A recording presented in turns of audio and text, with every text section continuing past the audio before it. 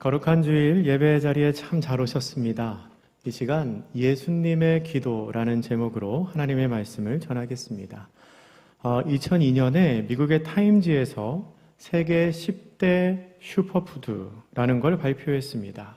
심혈관 질환, 고혈압, 당뇨 등의 만성 질환과 암 발생을 억제시키는 10가지의 음식을 선정한 건데요.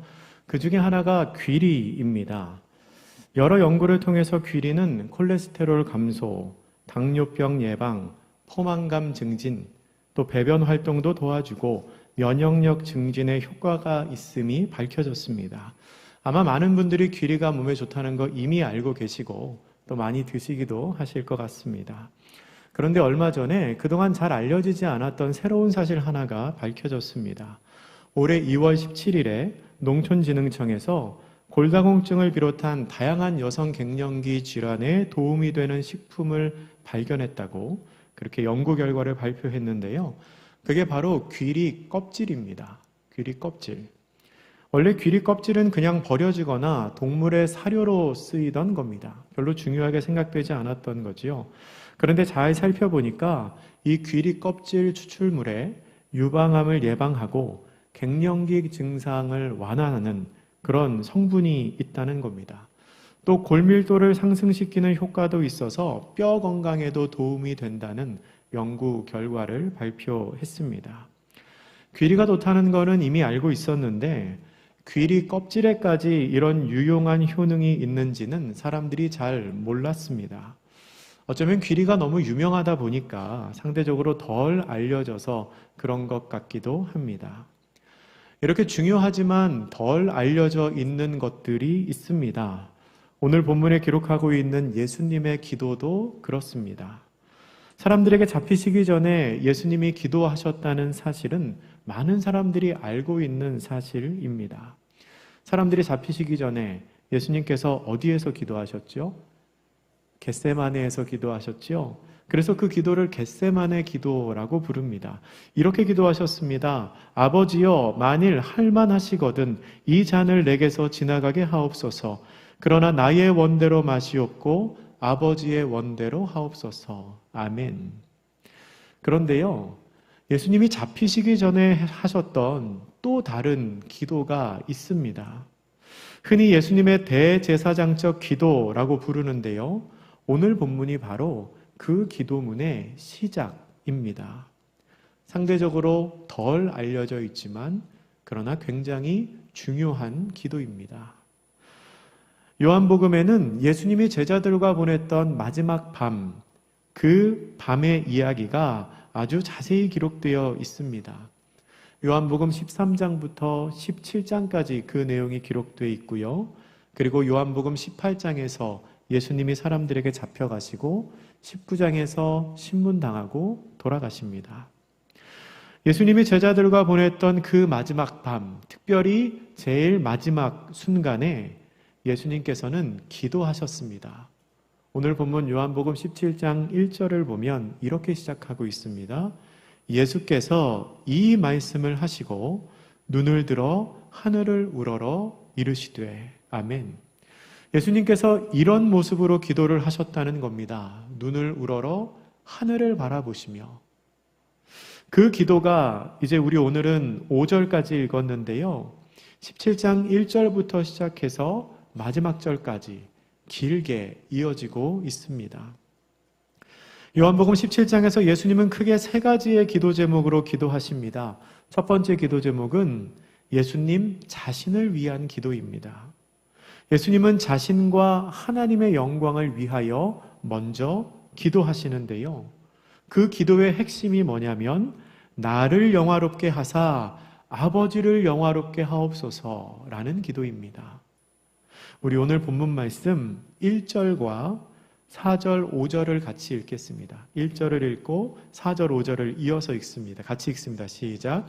예수께서 이 말씀을 하시고 눈을 들어 하늘을 우러러 이르시되 아버지여 때가 이르렀사오니 아들을 영화롭게 하사 아들로 아버지를 영화롭게 하게 하옵소서. 아버지께서 내게 하라고 주신 일을 내가 이루어 아버지를 이 세상에서 영화롭게 하였사오니 아버지여, 창세 전에 내가 아버지와 함께 가졌던 영화로서 지금도 아버지와 함께 나를 영화롭게 하옵소서. 아멘.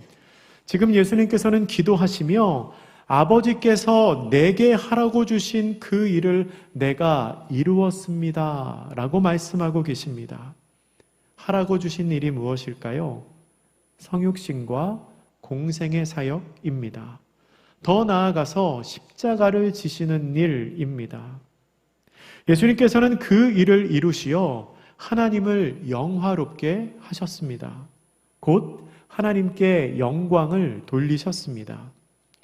그런데 이 일은 하나님께만 영광이 되는 일이 아니었습니다. 1절의 하반절에 나오는 것처럼 아들이 영화롭게 되므로 아버지도 영화롭게 되는 것입니다. 예수님은 지금 십자가를 지시는 것을 영화로운 사건, 영광의 사건이라고 표현하고 계십니다. 나를 영화롭게 하시고 하나님 아버지를 영화롭게 하옵소서.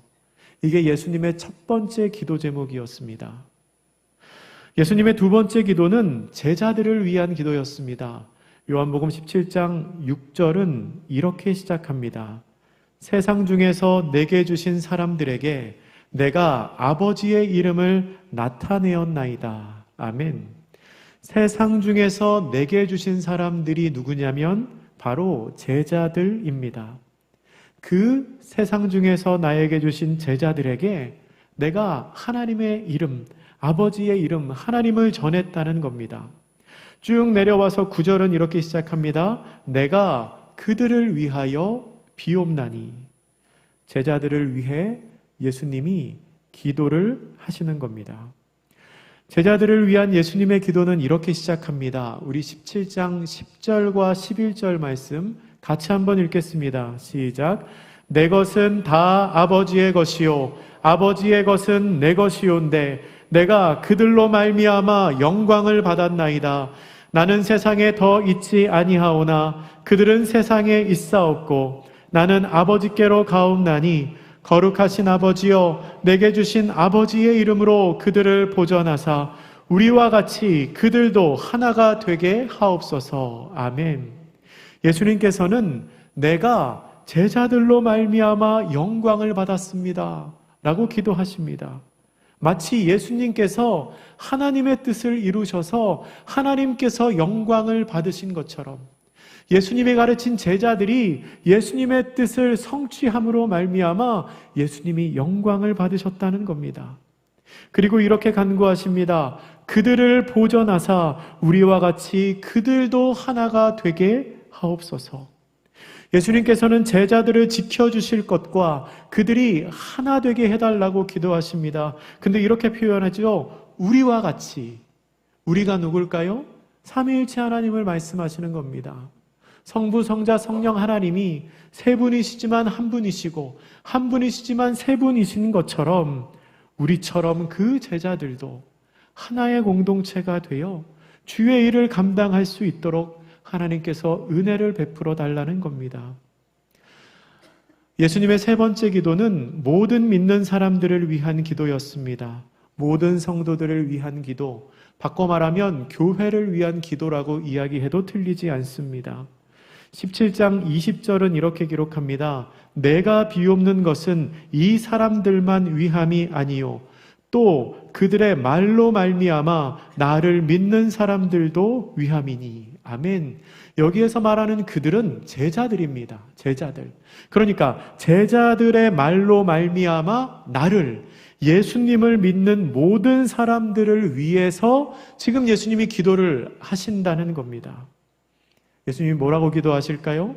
17장 21절 말씀 우리 같이 읽겠습니다. 시작. 아버지여, 아버지께서 내 안에, 내가 아버지 안에 있는 것 같이 그들도 다 하나가 되어 우리 안에 있게 하사 세상으로 아버지께서 나를 보내신 것을 믿게 하옵소서. 아멘.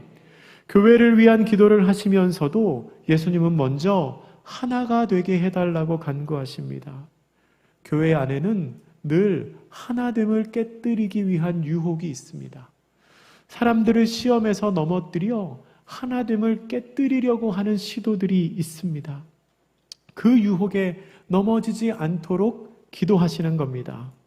또한 하나님께서는 믿음을 선물로 주셔야 우리가 하나님을 바르게 믿게 된다는 것을 아셔서 교회에게 믿음을 허락해 달라고, 나를 보내신 것을 믿게 하옵소서라고 기도하십니다.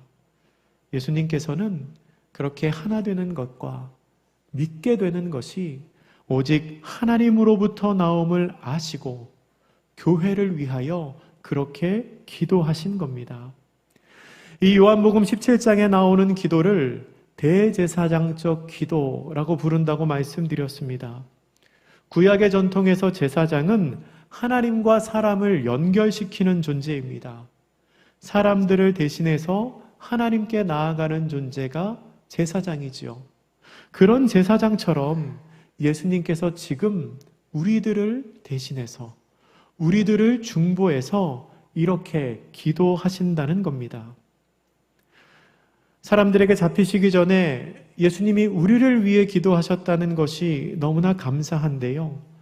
그런데 예수님께서 어떠한 배경에서 이 기도를 하셨는지를 알게 되면 예수님의 이 기도가 더 감동적으로 다가옵니다. 우리 요한복음을 조금 앞으로 넘겨가며 말씀을 살펴볼 텐데요. 장면을 상상하면서 읽어보시면 더 좋겠습니다. 요한복음 13장으로 한번 가보겠습니다. 요한복음 13장 1절 말씀. 요한복음 13장 1절을 우리 같이 한번 읽겠습니다. 시작.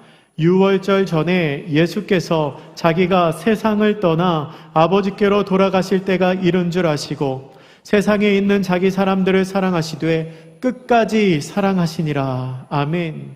이제 예수님이 사람들에게 잡힐 때가 가까워 왔습니다.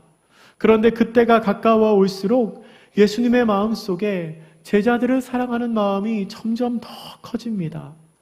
예수님은 제자들을 끝까지 사랑하셨습니다. 그러면 그 사랑으로 예수님이 어떤 일을 하셨을까요? 요한복음 13장 4절 이하에 보면 예수님이 제자들의 발을 씻겨 주십니다. 손님의 발을 씻기는 것은 당시에 종들이 하던 일이었습니다. 그런데 예수님이 직접 제자들의 발을 씻겨 주신 것입니다. 사랑하지 않고서는 감당할 수가 없는 일입니다. 그리고 뭐라고 말씀하시냐면 13장 14절, 15절에서 이렇게 말씀하십니다. 내가 주와 또는 선생이 되어 너희 발을 씻었으니 너희도 서로 발을 씻어주는 것이 옳으니라. 내가 너희에게 행한 것 같이 너희도 행하게 하여 본을 보였노라. 아멘. 내가 너희에게 행한 것 같이 너희도 서로 행하라고 말씀하십니다. 내가 너희를 사랑하여 너희를 이렇게 섬긴 것처럼 너희들도 서로 사랑하고 서로 섬기라는 말씀입니다. 그리고 13장 34절 35절은 이렇게 기록합니다. 우리 이 말씀 같이 읽겠습니다. 34, 35절입니다. 시작. 새 계명을 너희에게 주노니 서로 사랑하라. 내가 너희를 사랑한 것 같이 너희도 서로 사랑하라. 너희가 서로 사랑하면 이로써 모든 사람이 너희가 내 제자인 줄 알리라. 아멘. 예수님께서는 제자들에게 새로운 계명을 주십니다. 그것은 서로 사랑하라라는 말씀입니다. 그리스도의 제자들이 서로 사랑하는 모습을 보며 세상 사람들이 그들이 예수의 제자인 것을 알게 될 거라고 말씀하십니다. 14장으로 넘어가면 이런 말씀을 하십니다. 14장 6절입니다. 예수께서 이르시되 내가 곧 길이요 진리요 생명이니 나로 말미암지 않고서는 아버지께로 올 자가 없느니라. 아멘. 예수님께서 내가 먼저 가서 너희들의 거처를 예비하겠다라고 말씀하시니까 도마가 이렇게 물어봅니다. 주여, 주께서 어디로 가시는지 우리가 알지 못하는데 우리가 어떻게 갈 수 있습니까? 그러니까 그때 예수님이 이 14장 6절 말씀으로 답을 하신 겁니다. 내가 곧 길이요 진리요 생명이니 나를 통하지 않고서는 아버지께로 갈 수 없다. 예수님만이 하나님 아버지께로 갈 수 있는 유일한 길임을 알려주신 겁니다. 너희들 이미 나를 알고 있으니 너희들은 하나님께로 갈 수 있다 라고 설명해 주신 거죠. 또한 예수님은 이런 약속의 말씀도 주십니다. 14장 14절에 보면 내 이름으로 무엇이든지 내게 구하면 내가 행하리라 말씀하십니다. 이제 떠나야 하는 제자들 앞에서 예수님이 약속하시는 겁니다. 내 이름으로 무엇이든지 구하면 내게 구하라. 내가 행하리라 약속하고 계십니다. 그리고 예수님은 또 다른 보혜사를 약속하시고 제자들이 결코 혼자 있게 하지 않겠다고 말씀하십니다. 14장 16절부터 18절까지 말씀, 16절부터 18절까지 말씀 우리 같이 읽습니다. 시작. 내가 아버지께 구하겠으니 그가 또 다른 보혜사를 너희에게 주사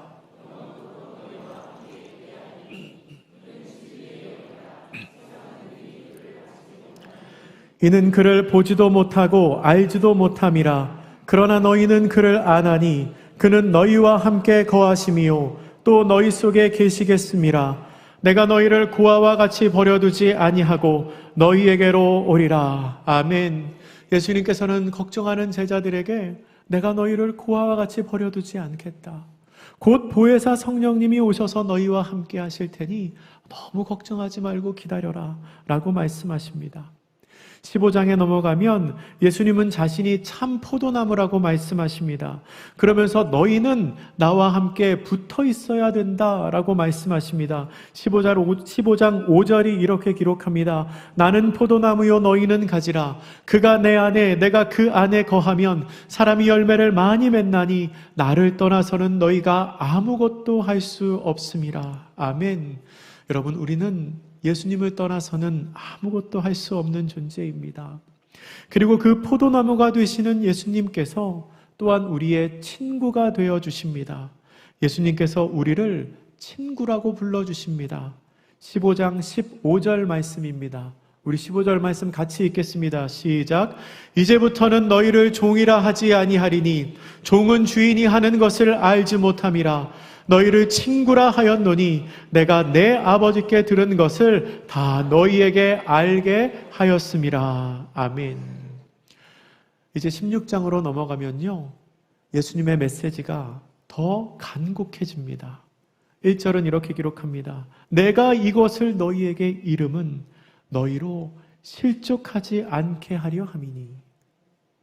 내가 지금 이 긴 얘기를 왜 하고 있냐면 너희들 실족하지 않게 하려고, 넘어지지 않게 하려고 지금 이 얘기를 하고 있다는 겁니다. 그러면서 16장 12절에서는 하고 싶은 이야기가 많은데 다 하면 너희들이 감당하지 못할 거라고 말씀하십니다.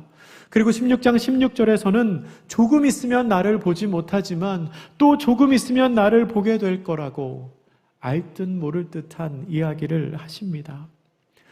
그때 당시 예수님의 가장 큰 걱정은 16장 1절에 나오는 것처럼 제자들이 힘들어서 괴로워하고 낙심하고 실족하여 떠나가면 어떻게 하나 하는 걱정이었습니다. 그래서 예수님은 제자들에게 이렇게 당부하십니다. 16장 22절 말씀입니다. 22절 같이 읽겠습니다. 시작. 지금은 너희가 근심하나 내가 다시 너희를 보리니 너희 마음이 기쁠 것이요 너희 기쁨을 빼앗을 자가 없으리라. 아멘. 지금은 비록 근심이 있겠지만, 지금은 힘들고 아프고 슬프고 괴롭겠지만 다시 예수님을 만났을 때 큰 기쁨이 있을 거라는 겁니다.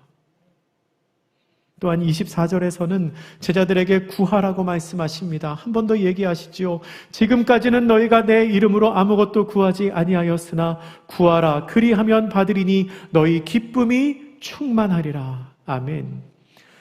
이제 그날 밤 예수님이 하셨던 설교의 마지막 부분이 남아 있습니다. 이 긴 설교의 결론이 뭐냐면 내가 세상을 이기었다입니다. 내가 세상을 이기었다. 예수님께서는 자신이 사망 권세를 이기시고 승리하신 분임을 십자가에 달리시기 전에 제자들에게 먼저 선포하십니다. 우리 16장 32절과 33절 말씀, 16장 32절과 33절 말씀을 같이 한번 읽겠습니다. 시작. 보라, 너희가 다 각각 제 곳으로 흩어지고 나를 혼자 둘 때가 오나니 벌써 왔도다. 그러나 내가 혼자 있는 것이 아니라 아버지께서 나와 함께 계시느니라. 이것을 너희에게 이르는 것은 너희로 내 안에서 평안을 누리게 하려 함이라. 세상에서는 너희가 환난을 당하나 담대하라. 내가 세상을 이기었노라. 아멘. 제자들이 다 각각 살 길을 찾아 흩어지고 예수님을 혼자 둘 때가 있습니다. 그러나 그때 예수님은 혼자 계신 게 아닙니다. 하나님이 함께 계십니다.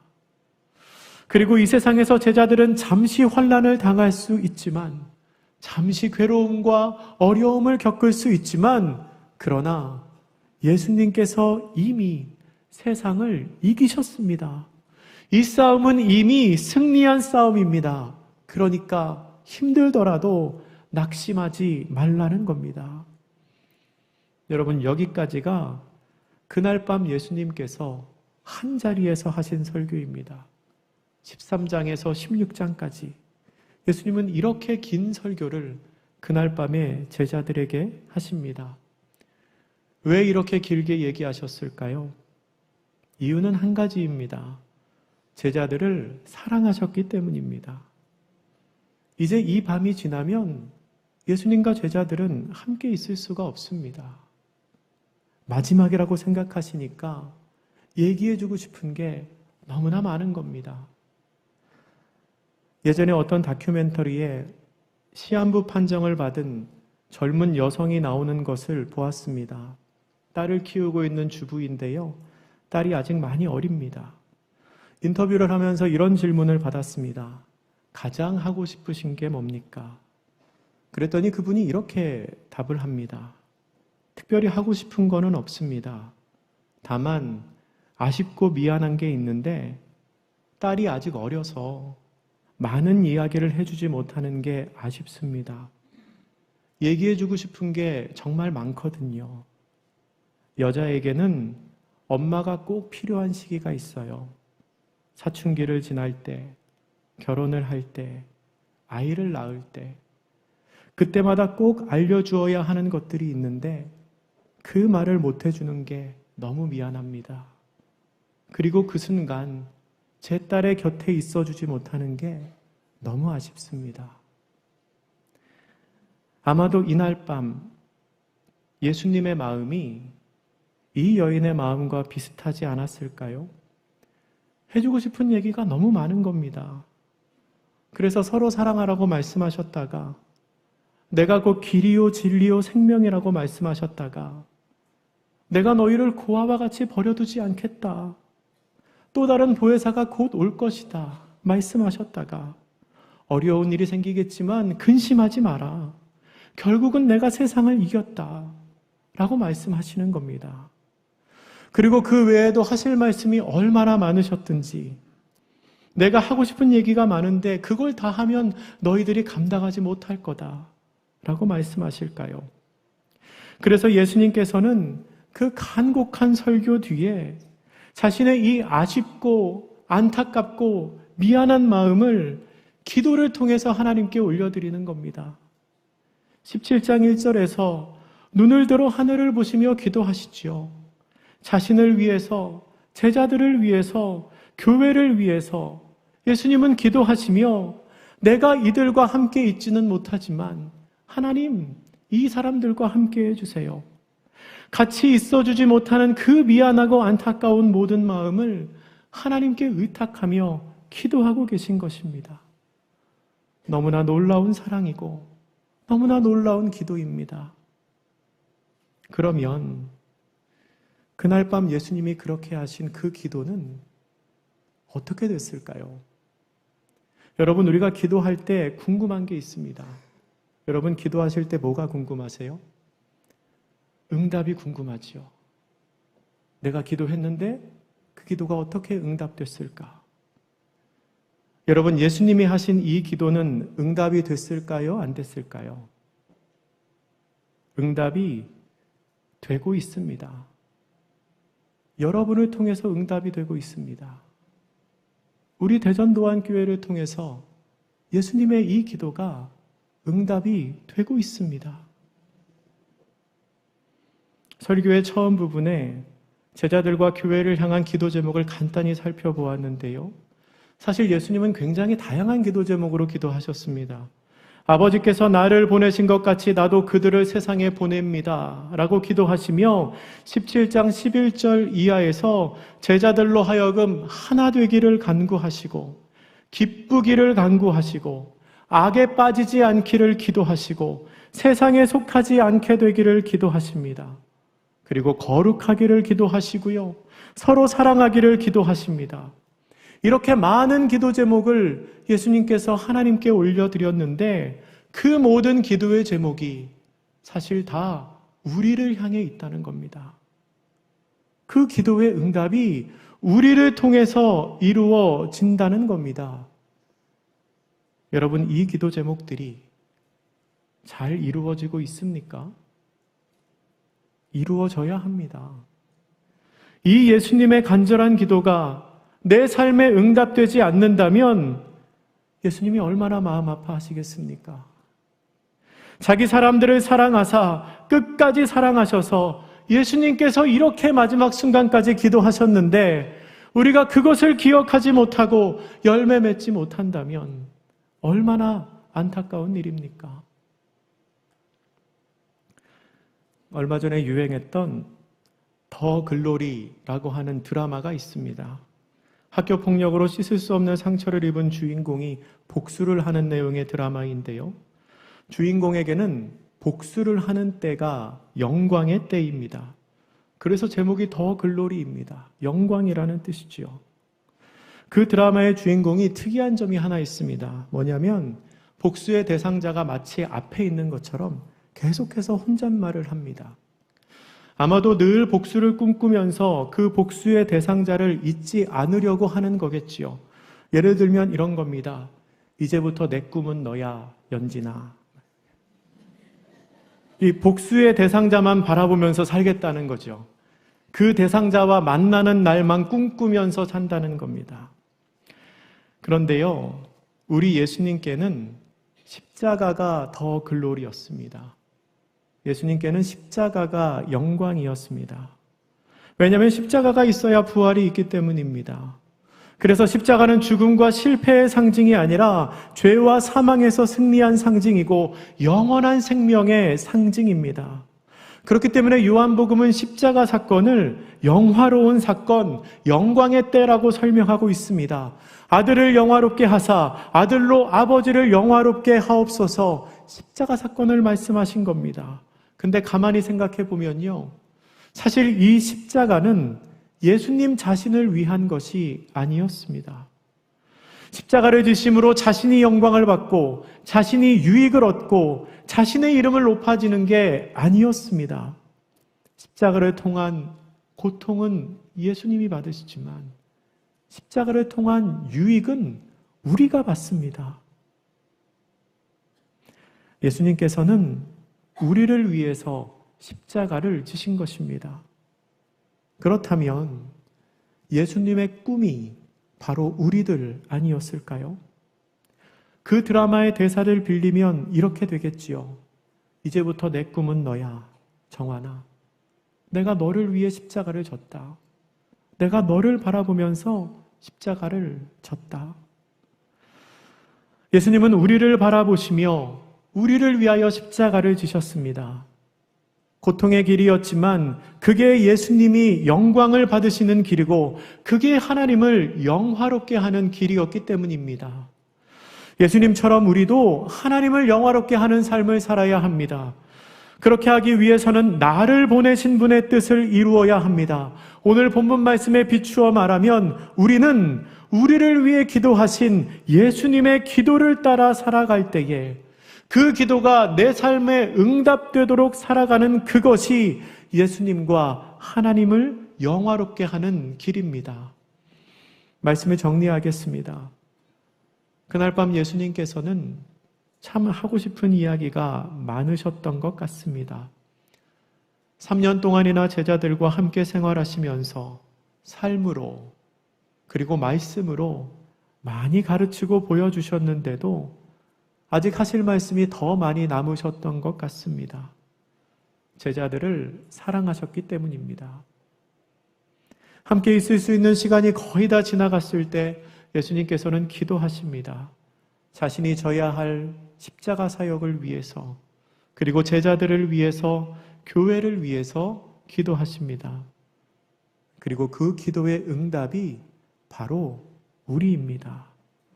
우리를 통해 예수님의 기도가 응답됩니다.